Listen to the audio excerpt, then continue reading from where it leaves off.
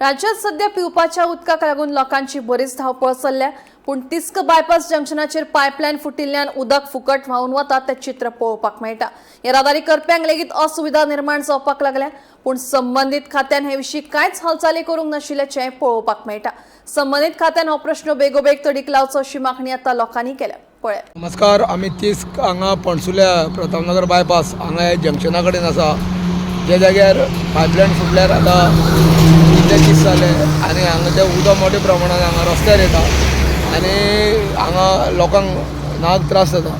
तेन्ना संबंधीत खातें जे लाखो लिटर उदक हे पायपलायनीक लागून वाया वयता आनी हें सगळें उदक हांगा सायडीन गटरानूय वयता आनी हांगा रस्त्यानूय वता।